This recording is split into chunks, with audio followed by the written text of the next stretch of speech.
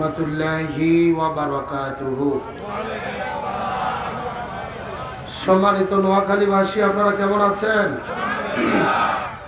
পেছনে যারা দাঁড়িয়ে আছেন একটু সামনের দিকে জমে জমে চলে আসেন।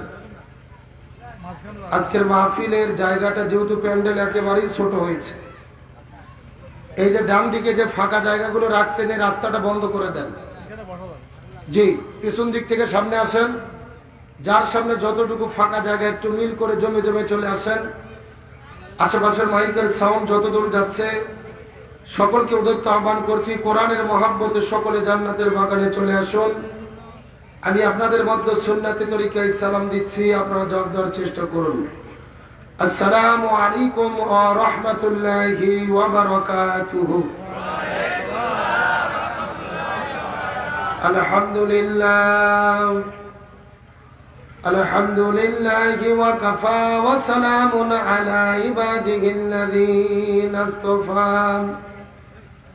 أما بعد ونعوذ بالله من شرور أنفسنا ومن سيئات أعمالنا من يهده الله فلا مضل له ومن يضلله فلا هادي له ونشهد أن لا إله إلا الله وحده لا شريك له ونشهد أن محمدا عبده ورسوله فقد قال الله تعالى في كلامه المجيد وفي فرقانه حميد। জবান খুলে সকলে পড়ে আউযু বিল্লাহি মিনাশ বিসমিল্লাহির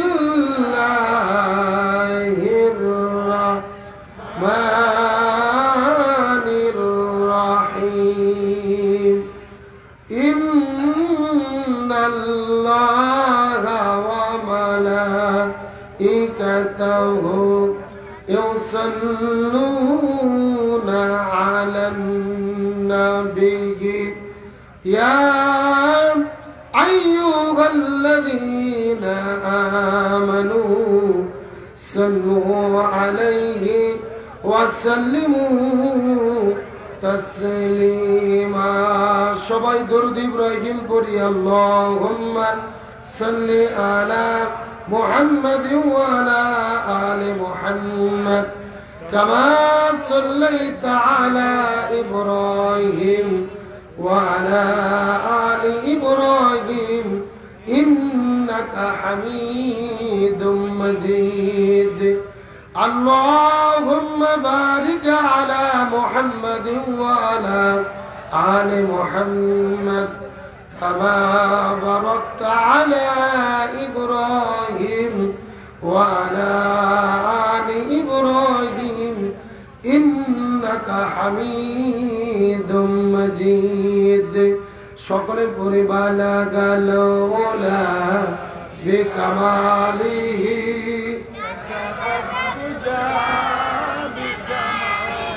حسنت جميع خصاله صلوا শুধু ঘোষার বিচারে মধুজুয়া দুর্নীতি ব্যভিচারে নারী ধর্ষণ মানুষ খুনে জ্বলছে বাংলার জমিন। বিদায়ী হতে চলছেন নবীজির রক্তে মাখা দিন। রেডিও আর টেলিভিশন, ফেসবুক, ইন্টারনেট আর মোবাইল ফোন কেড়ে নিল সব মানুষের মন। খোদার কালাম লাঞ্ছিত হয়ে কাঁদছে রাত দিন। বিদায়ী হতে চলছেন নবীজির রক্তে মাখা দিন। তবে মানুষ তুমি মনে রেখো একদিন তোমার সোনার দেহ রবে না রে আর, মাটির দেহ মাটির সাথে মিশবে রে ধুলায়। কিসের টাকা কিসের বাড়ি কিসের জমিদারি, সঙ্গে তোমার কেউ যাবে না পুরুষ কিংবা নারী। বটবৃক্ষে কোন শ্যামল কে দিল রে, লতার গাছে কদু মৌমাছিরা কারো হুকুমে মৌচাকে দেয় মধু। শিমুল গাছে কে দিল রে নরম নরম তুলা, চৈত্র মাসে কারো হুকুমে জমিন মাঝে ধুলা। পাখির কণ্ঠে কে দিল রে মিষ্টি মধুর গান, চিন্তা করে দেখ রে মানুষ সবই মহান আল্লাহ তাআলার দান। কালেমা লা ইলাহা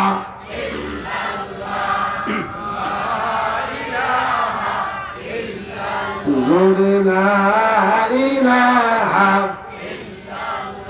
সুবহানাল্লাহ ওয়ালহামদুলিল্লাহ লা ইলাহা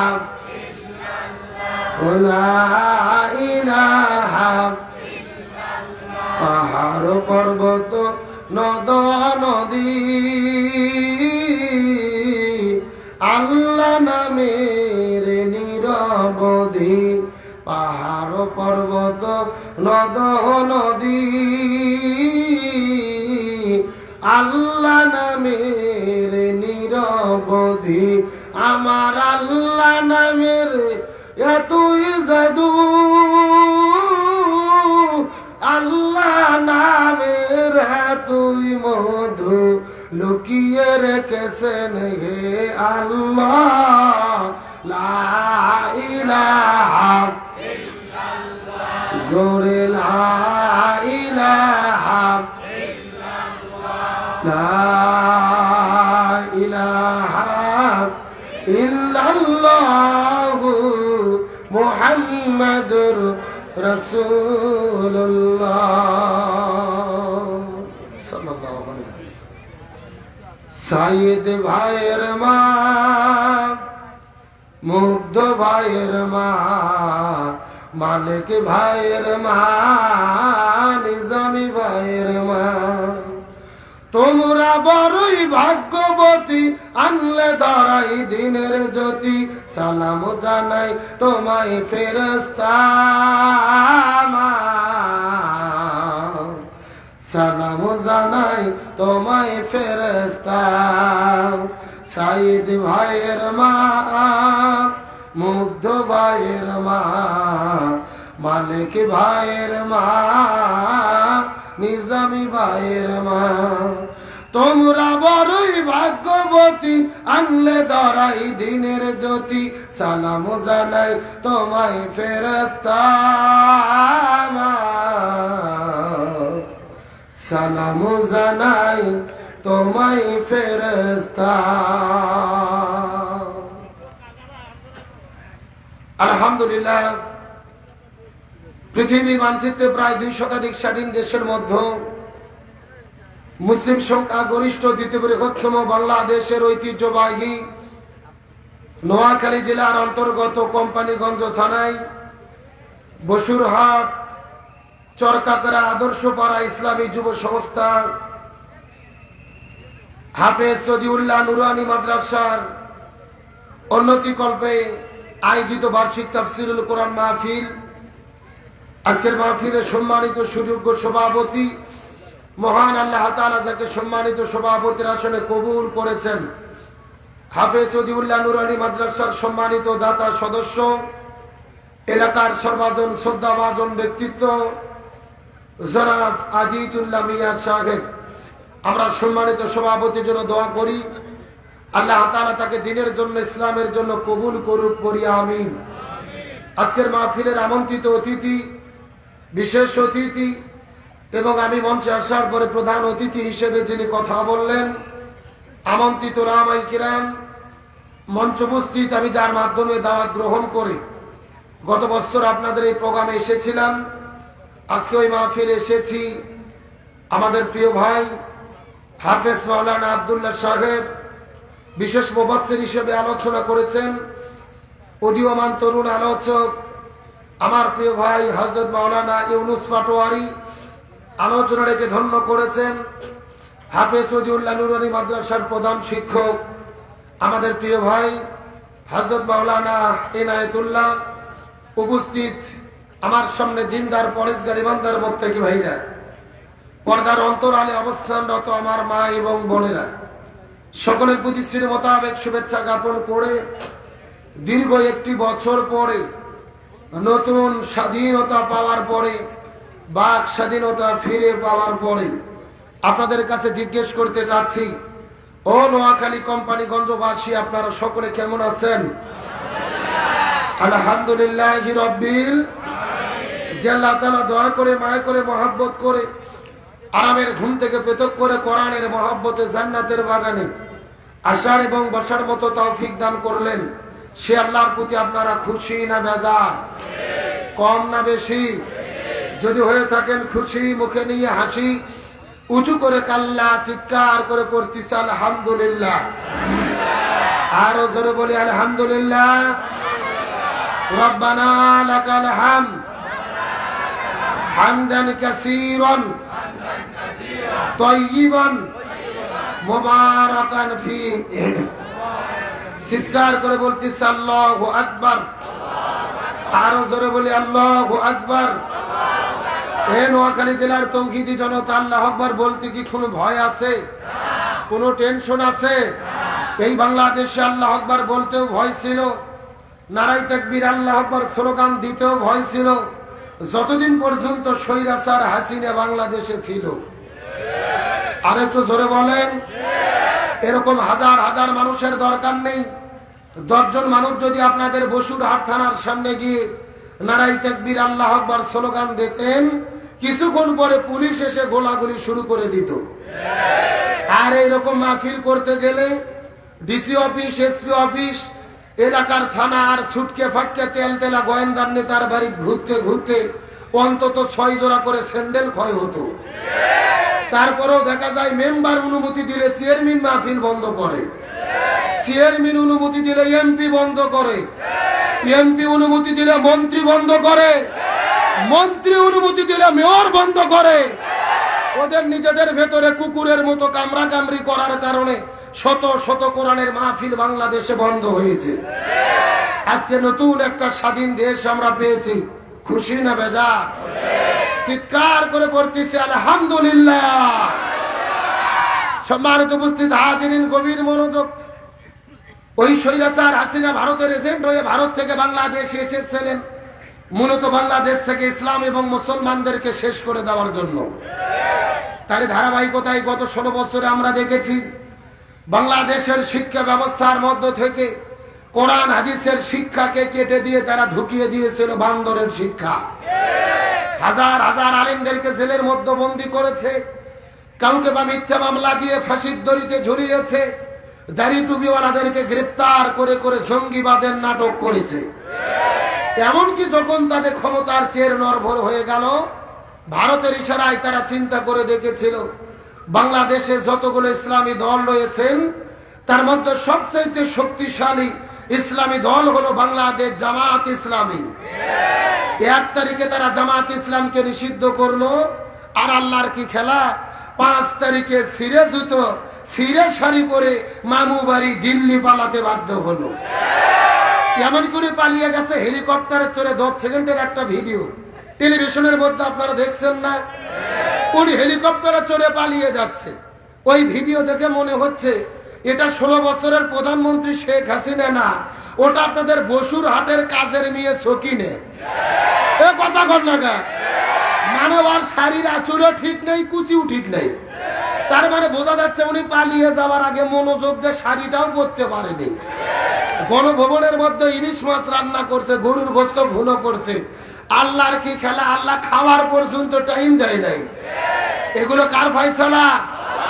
আল্লাহ তাআলা বলেন ওয়ামাকারু ওয়ামাকার আল্লাহ আল্লাহু খায়রুল মাকিরিন। তারাও ষড়যন্ত্র করে, আল্লাহ কৌশল অবলম্বন করে। কার কৌশল বিজয়ী হয়? আরো জোরে বলেন। তারা ষড়যন্ত্র করেছিল ইসলামকে শেষ করে দেওয়ার জন্য, ইসলামী দলকে নিশ্চিহ্ন করে দেওয়ার জন্য। অথচ তারা পালিয়ে যাওয়ার পরে বাংলাদেশে দেখা যাচ্ছে বর্তমানে বাংলাদেশে ইসলামপন্থীদের ঘন জোয়ার চলতেছে। গত 16 বছর যারা স্বৈরাচারের দালালি করেছে, ওরাও এখন জামাতের লোক ফোন দিয়ে বলতেছে, ভাই আগে থেকে তলে তলে মনে মনে আপনাদের সাথেই ছিলাম। কথা বল না কেন? অথচ 16 বছর কিন্তু স্বৈরাচারের দালালি করেছে না। এতে কিন্তু আমরা ভেজার না, এতে মন খারাপ না। রাসূল যেদিন মক্কা বিজয় করেছিলেন, সেই দিন সারা জীবন রাসূলের বিরোধিতা করেছে, ইসলামের বিরোধিতা করেছে আবু সুফিয়ান। অথচ মক্কা বিজয়ের দিনে তিনি কালেমা পড়ে মুসলমান হয়েছেন। সুবহানাল্লাহ বলে। আল্লাহর কোরআন বলতেছেন ইজা জাআ নাসরুল্লাহি ওয়াল ফাত। হে রাসূল, আপনি দেখবেন আল্লাহর পক্ষ থেকে যখন সাহায্য আর বিজয় আসবে, ওয়ারাইতান নাস, আপনি মানুষদেরকে দেখবেন ইয়াদখুলুনা ফি দীনিল্লাহি আফওয়াজা, মানুষেরা দলে দলে কাতারে কাতারে ইসলামপন্থী দলেদের দিকে তারা ধাবিত হবে। সুবহানাল্লাহ বলেন। এগুলো কার ঘোষণা? আল্লাহ বলতেছেন যখন সাহায্য আর বিজয় আসবে, মানুষেরা ইসলামী দলের দিকে কি হবে? ধাবিত হবে, ফিরে আসবে। এটা আল্লাহর বক্তব্য। কিন্তু আমি মনে করি আল্লাহ আমাদেরকে যেটা দিয়েছেন এটা কিন্তু বিজয় নয়, এটা হলো স্বাভাবিক সাহায্য। জোরে বলেন, এটা কি? এই বাংলাদেশে তখনই আমরা বিজয়ী হব যখন বাংলার জমিনে কোরআন বিজয় হবে, আল্লাহর জমিনে আল্লাহর দিন কায়েম হবে। আল্লাহর দিন কায়েম হওয়া ছাড়া আমরা বিজয়ী হব? তাহলে আমার নবী যে মক্কা বিজয় করার পরে সাধারণ ক্ষমা ঘোষণা করলেন। জোরে বলেন, কি ঘোষণা? গভীর মনোযোগ ভালো করে বুঝবেন। রাসূল বললেন সাধারণ ক্ষমা ঘোষণা করে দিলাম, তবে কিন্তু অমুক ব্যক্তি ক্ষমা পাবে না, অমুক ব্যক্তি ক্ষমা পাবে না। এই 13 জন ব্যক্তি যদি ঘরের ভেতরে ঢোকে, ওদেরকে ওখানেই শাস্তি নিশ্চিত করতে হবে। এমনকি এই 13 ব্যক্তি যদি কাবা ঘরের ভেতরেও ঢোকে, ওখানেই তাদেরকে হত্যা করতে হবে। তার মানে বোঝা গেল সাধারণ ক্ষমা সবার জন্য না। ভালো করে বুঝবেন, সাধারণ ক্ষমা সবার জন্য। গত 16 বছর যারা আওয়ামী লীগ দল করত, আওয়ামী লীগ দলের সমর্থক ছিল কিন্তু কোনো অপরাধ করেনি, এদের জন্য সাধারণ ক্ষমা। আমার কথা কি বোঝা যায়? কিন্তু যারা পরিষ্কার অপরাধের সঙ্গে জড়িত, হাজার হাজার মানুষের নামে মিথ্যা মামলা দিয়ে ঘর বাড়ি ছাড়া করেছে, মানুষের নামের লিস্টে পাঠাইয়া ক্রস ফায়ার দিয়েছে, হাজার হাজার মানুষদেরকে ঘর বাড়ি ছাড়া করেছে, গণহত্যার সঙ্গে যারা পরিষ্কার ভাবে জড়িত, এদের বিচার বাংলার জমিনে হতেই হবে। গভীর মনোযোগ ভালো করে বুঝবেন, বিভ্রান্ত হবেন না। অন্যায় করেনি তাদের জন্য ক্ষমা, কিন্তু যারা অপরাধ করেছে তাদের শাস্তি পেতেই। ওই স্বৈরাচার ভারতে যাওয়ার পরে সেখান থেকে লন্ডনে যেতে চেয়েছে, কানাডা যেতে চেয়েছে, কোন দেশ তাকে ভিসা দেয় নাই। কোরআনের পাখি আল্লামা সাইদি বলেছিলেন এমন একটা সময় আসবে ওই স্বৈরাচাররা পালানোর জন্য ইঁদুরের গর্তও খুঁজে পাবে না। ওই কোরআনের পাখি আল্লামা সাইদি যেই বক্তব্য দিয়ে বিদায় নিয়ে চলে গেছে, আজকে তাদের সঙ্গে আজকে আল্লামা সাইদির বক্তব্য 100% মিলে যাচ্ছে। তাহলে যুগে যুগে ইসলামের বিরুদ্ধে ষড়যন্ত্র চলবে, কিন্তু আল্লাহ বলেন তারা যতই ষড়যন্ত্র করুক, এই জমিনের ভেতরে দ্বীন ইসলামকে টিকিয়ে রাখবেন কে? আল্লাহ। আরো বলেন আল্লাহ সুবহানাহু ওয়া তাআলা বলেন ইউরিদুনা লিইউতফিউ নূরাল্লাহি বিআফওয়াহিহিম আল্লাহু মুতিম্মু নূরিহি ওয়ালাউ কারিহাল কাফিরুন। আল্লাহ তাআলা বলেন কাফির মুশরিক কুরাইশরা মুখের ফুৎকার দিয়ে জমিনের মধ্য থেকে দ্বীন ইসলামকে তারা নিভাই দিতে চায়, ইসলামী আন্দোলনকে তারা দমাই দিতে চায়, নিশ্চিহ্ন করে দিতে চায়। কিন্তু আল্লাহ রাব্বুল আলামিন ঘোষণা করে বলেন, তারা যতই ষড়যন্ত্র করুক, যতই চক্রান্ত করুক না কেন, এই জমিন থেকে ইসলামী আন্দোলনকে তারা দমাই দিতে পারবে না। বরং কিয়ামত পর্যন্ত আমি আল্লাহ আমার জমিনে কোরআনের বাতিকে প্রজ্বলিত করে রাখবো। আল্লাহ বলেন, তারা যতই ষড়যন্ত্র চক্রান্ত করুক, এই দিনকে নিভাই দিতে পারবে না কিয়ামত পর্যন্ত। এই জমিনের ভেতরে দিনের আলোকে জ্বালিয়ে রাখবেন কে? হে নোয়াখালী বসুরহাটের মুসলমান, গভীর মনোযোগ। ওই স্বৈরাচার পালিয়ে গেছে, ষড়যন্ত্র কিন্তু বন্ধ হয়নি। ভারত থেকে ষড়যন্ত্র চলতিছে, দিল্লি থেকে ষড়যন্ত্র চলতিছে। ওই ভারত বাংলাদেশকে নিয়ে ষড়যন্ত্র করে এই দেশের ভেতরে একটা বিশৃঙ্খলাপূর্ণ পরিবেশ তৈরি করে ওই স্বৈরাচারদেরকে আবারও দেশের মধ্যে ঢুকাতে চায়। আরো জোরে বলেন। তার কারণ গভীর মনোযোগ, ভালো করে বোঝেন। ওই ভারত বলতেছে বাংলাদেশে হিন্দুদের বাড়ি ঘরে হামলা হচ্ছে, হিন্দুদের ব্যবসা প্রতিষ্ঠানে হামলা হয়েছে, হিন্দুদের হত্যা করা হয়েছে। আমি আপনাদের জিজ্ঞেস করি, চিৎকার করে বলেন, ওই স্বৈরাচার পালিয়ে যাওয়ার পরে আপনারা কি কোনো মন্দিরে হামলা করেছেন? হিন্দুদের বাড়ি ঘরে হামলা করেছেন? হিন্দুদের ব্যবসা প্রতিষ্ঠান ভেঙেছেন? ইসলাম আমাদেরকে হিন্দুদের বাড়ি ঘরে হামলা করা শেখায় না। আল্লাহর কোরআন বলেছেন, লা ইকরাহা ফিদ-দীন, দিন সম্পর্কে কোনো জবরদস্তি নেই। লাকুম দীনুকুম ওয়ালিয়া দিন, যার ধর্ম সে পালন করবে। বরং আমরা দেখেছি স্বৈরাচার পালিয়ে যাওয়ার পরে এই বাংলাদেশে আমরা হিন্দুদের নিরাপত্তা দিয়েছি। কিন্তু ভারতের কিছু টিভি চ্যানেল আছে আর কিছু সাংবাদিক আছে, মনে হয় ওরা সাংবাদিক না, ওরা হলো মলম বিক্রেতা, হকার। মলম বিক্রেতা বোঝেন না? পাগলা মলম আর শ্রীপুরের ট্যাবলেট ওই বাজারে বাজারে যেরকম বিক্রি করে, ওই রকম একটা সাংবাদিক আছে যার নাম হলো ময়ূক রঞ্জন ঘোষ। এ দেখবেন সংবাদ পড়ে না, ওই টেলিভিশনের ভেতরে শুধু ছাগলের 3 নম্বর বাচ্চার মতো লাফালাফি করে, বলে এই যে হিন্দুদের বাড়িতে হামলা হলো, এই যে হিন্দুদের দোকান ফাটাইলো, এই যে হিন্দুদের সবকিছু শেষ করে দিল। এ যুবকেরা, একে দেখেছো কি দেখো নাই? এখন সত্য করে বলবেন, আমরা হিন্দুদের বাড়ি থেকে হামলা করেছি? বরং আমরা দেখেছি গত দুর্গা পূজায় জামাত ইসলামের ভাইরা, ইসলামী ছাত্র শিবিরের ভাইরা, বিএনপির নেতারা, কওমি আলিয়া মাদ্রাসার ছাত্ররা ওদের মুন্ডুবে গিয়ে তাদের দুর্গকে নিরাপত্তা দিয়েছে।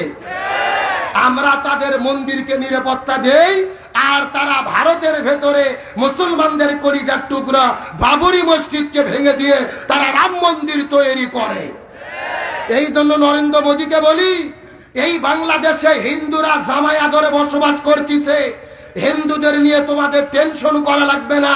তোমরা নিজের সরকারি তেল দাও, তোমরা আগে নিজেরা মানুষ হও। যেই ভারতে প্রতিনিয়ত গরু জবে করার কারণে মুসলমানদের জবে করে হত্যা করা হয়, আসামে মুসলমানদের হত্যা করা হয়, পুরো ভারতে মুসলমানদের হত্যা করা হচ্ছে। ভারতকে বলতে চাই, বাংলাদেশের বিষয়ে নাক না গলাইয়া তোমরা ভারতের মুসলমানদের নিরাপত্তা দাও। তবে আল্লাহর কি খেলা, আল্লাহর কি ফয়সালা। যেই ময়ূক রঞ্জন ঘোষ, এই হলো মলম ব্যক্তিতা, হকার সাংবাদিক। গত 3 দিন আগে দেখলাম ভারতের নাগরিকেরা পিএস মরিচ, আদা, রসুন নিয়ে যাইয়া তার বাড়ির চতুর্পাশে ফেলে দিয়ে তার বাড়িকে ঘেরাও করেছে। সে বাড়িতে থাকতে পারতেছে না, তার বাড়িকে ভারতের লোকেরা ইন্টারন্যাশনাল পায়খানা বানাই আনেছে। আল্লাহু আকবার বলেন। এ বলেছিল ফেনী থাকবে না, চট্টগ্রাম থাকবে না, নোয়াখালী থাকবে না, আমরা ফেনী, চট্টগ্রাম, নোয়াখালী নিয়ে নেব। ও ফেনী নিতে গেছে, আজকে তার বাড়ি ভারতের জনগণ নিয়ে নিছে। তার বাড়িকে ইন্টারন্যাশনাল পায়খানা বানাই রেছে, কার ফয়সালা? তার মানে বোঝা যায় অন্যের জন্য গর্ত খুললে ওই গর্তে নিজেকেই পড়তে হয়। ওই শুভেন্দু অধিকারী বলেছিল বাংলাদেশের লোককে পিএস দেব না, মরিচ দেব না, খাদ্য দেব না। আল্লাহর কি খেলা, বাংলাদেশের জনগণ আমরা সচেতন।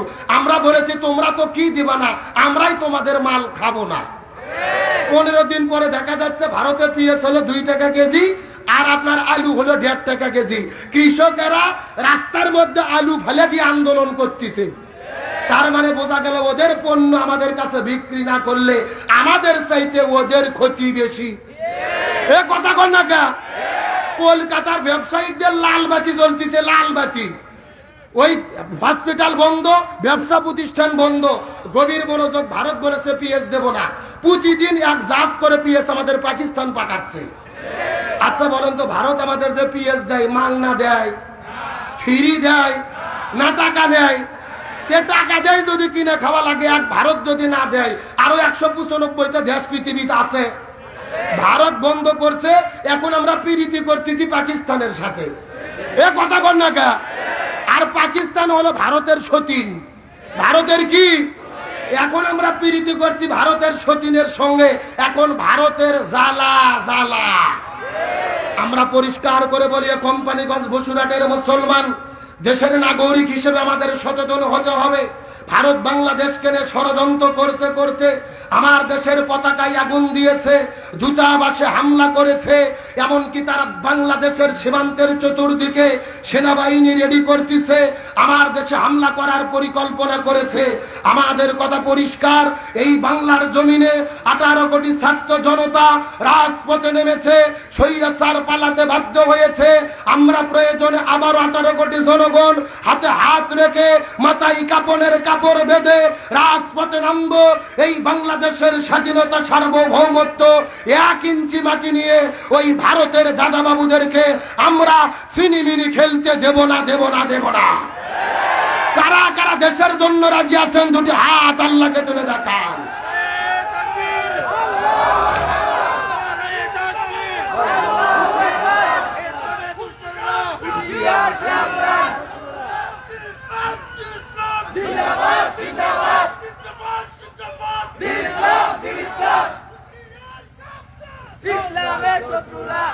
আল্লাহ কবুল করুক, বলেন আমিন।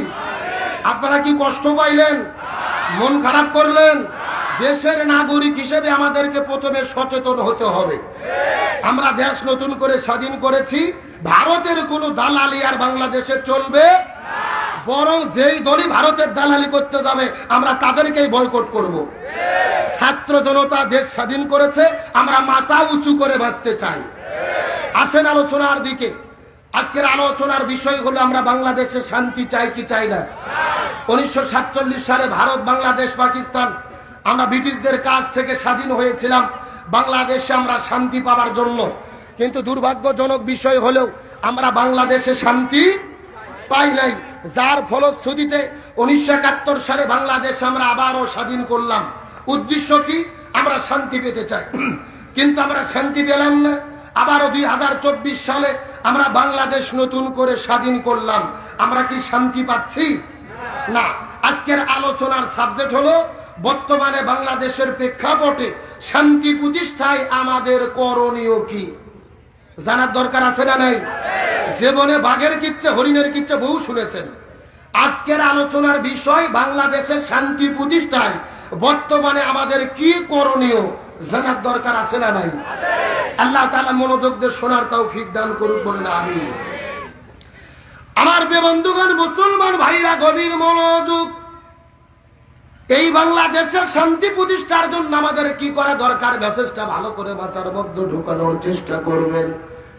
আমার নবীজি 17 বছর বয়সের ভেতরে এই জমিনের মধ্যে শান্তি কায়েম করার জন্য একটা দল গঠন করেছিল, যেই দলের নাম হলো হিলফুল ফুজুল। কি নাম বললাম? নোয়াখালীর মুসলমান, গভীর মনোযোগ। নবীজি 17 বছর বয়সে এই জমিনের মধ্যে শান্তি কায়েম করার জন্য একটা দল গঠন করলো, যেই দলের নাম হলো হিলফুল ফুজুল। হিলফুল ফুজুল নামক দল গঠন করার পরে 17 বছর থেকে শুরু করে 40 বছর পর্যন্ত আমার নবীজি 23 বছর ধরে জমিনে শান্তি কায়েমের চেষ্টা করলো। কিন্তু দুর্ভাগ্যজনক ব্যাপার হলো, নবীজি 23 বছর ধরে চেষ্টা করেছে, কিন্তু জমিনের ভেতরে শান্তি কায়েম করতে পারলো। এ নোয়াখালীর মুসলমান, গভীর মনোযোগ। আমার নবীজি 23 বছর ধরে চেষ্টা করেছে, কিন্তু জমিনের মধ্যে কোনো শান্তি কায়েম করতে পারলো না। নবীজির বয়স যখন 40 বছর হয়ে গেল, আল্লাহ নবীজির উপরে যখন কোরআনটা নাজিল করে দিলেন, আমার নবীজি কোরআনের দাওয়াত দেওয়া শুরু করে দিল। এই কোরআনটা জমিনের মধ্যে কায়েম হয়ে গেল। তখন আমার নবীজি জমিনের মধ্যে শান্তি কায়েম করতে পারলো। 40 বছর থেকে শুরু করে 63 বছর পর্যন্ত নবীজি 23 বছর ধরে চেষ্টা করেছে এই জমিনের মধ্যে শান্তি কায়েম করতে পেরেছে। কিন্তু আগের 23 বছরে নবীজি জমিনের মধ্যে শান্তি কায়েম করতে পারলো না। নবীজির জীবনটা দুই ভাগে ভাগ করার চেষ্টা করেন। নবুয়ত পাওয়ার আগের হলো 23 বছর, আর পরের হলো 23 বছর।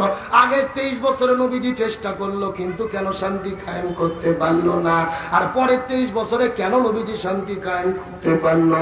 এর পেছনে কারণ হলো আগের 23 বছরের ভেতরে নবীজির দল ছিল, কিন্তু নবীজির দলের ভেতরে আল্লাহর কোরআনের সংবিধান ছিল না। কথা কি বোঝা যায়? খুব ভালো করে বুঝবেন। আপনার আমার মতো 2 টাকার ছুটকে ফাটকে হুজুর না, এলাকার তেলতেলা গোয়েন্দার নেতাও না। স্বয়ং নবীজি 23 বছর ধরে চেষ্টা করলো জমিনে শান্তি কায়েম করার জন্য, কিন্তু শান্তি কায়েম করতে পারলো না। কারণ নবীজির দল ছিল। এই 23 বছরে নবীজির কাছে আল্লাহর কোরআনের সংবিধান ছিল না। তার মানে বোঝা গেল বর্তমানে বাংলাদেশে যেই দলগুলো শান্তি কায়েম করতে চায়, ওই দলের দ্বারা শান্তি কায়েম হবে না, যেই দল আল্লাহর কোরআনের সংবিধান দিয়ে পরিচালিত হয় না। কথা কি ক্লিয়ার না ভেজাল আছে? আরো জোরে বলেন, ক্লিয়ার না ভেজাল আছে? আরে ভাই, যেই দল নিজেরাই কোরআন দিয়ে চলে না, ওদের নিজেদের ভেতরেই তো দলাদলি করে তারা কুপকাত, তারা শান্তি আনবে কেমনে? তাহলে শান্তি যদি পেতে হয়, কারা শান্তি আনতে পারবে? আল্লাহর কোরআন বলেছেন, ওয়াতাসিমু বিহাবলিল্লাহি জামিয়াও ওয়ালা তাফাররাকু। তোমরা যদি মুসলমান হও, একতাবদ্ধভাবে তোমাদের একটা দল করতে হবে। প্রত্যেকটা মুসলমানের জন্য ইসলামী দল করা ফরজ। আল্লাহর কোরআন বলেছেন, ওয়ালতাকুম মিনকুম উম্মাতুন ইয়াদউনা ইলাল খায়র ইয়ামুরুনা বিল মারুফ ওয়া ইয়ানহাউনা আনিল মুনকার। তোমাদের মধ্যে অবশ্যই একটা দল থাকবে, যেই দল ভালো কাজের আদেশ করবে, অন্যায় কাজে বাধা দেবে। আল্লাহর কোরআন বলেছেন, আল্লাযীনা ইম্মাক্কান্নাহুম ফিল আরদি আকামুস সালাহ ওয়া আতাউজ যাকাত ওয়া আমারু বিল মারুফ ওয়া নাহাউ আনিল মুনকার। মুসলমান দল যদি ক্ষমতায় যায়, 4টে কর্মসূচি বাস্তবায়ন করবে। 1 নম্বর নামাজ বাধ্যতামূলক করবে, 2 নম্বর যাকাত ভিত্তিক অর্থনীতি কায়েম করবে, 3 নম্বর ভালো কাজ চালু করবে, 4 নম্বর মন্দ কাজ বন্ধ করবে। ক্ষমতায় যাওয়ার পরে এই 4 কর্মসূচি যারা বাস্তবায়ন করতে যাবে, তাদের পক্ষে আমাদের থাকতে হবে। বক্তব্য কি আব্দুল সালাম যুক্তিবাদী না আল্লাহর? আরো জোরে বলেন। সূরা হজ আয়াত নম্বর 41। বরং আল্লাহর জমিনে আল্লাহর দ্বীনের আন্দোলন করা ছাড়া অন্য কোন দল, মানব রচিত দল করা জায়েজ। আল্লাহর কোরআন বলেছে, ওয়াইয়াবতাগি গায়রাল ইসলামি দীনান ফালা ইউকবালা মিনহু ওয়া হুয়া ফিল আখিরাতি মিনাল খাসিরিন। হে নোয়াখালীর মুসলমান, গভীর মনোযোগ। আল্লাহর কোরআন বলেছেন, কোরআন বাদ দিয়ে যদি কেউ ব্যবসা করে, ওই ব্যবসা আল্লাহর দরবারে কবুল হবে না। কোরআন বাদ দিয়ে যদি কেউ বিয়ে করে, ওই বিয়ে আল্লাহর দরবারে কবুল হবে না। কোরআনের নিয়ম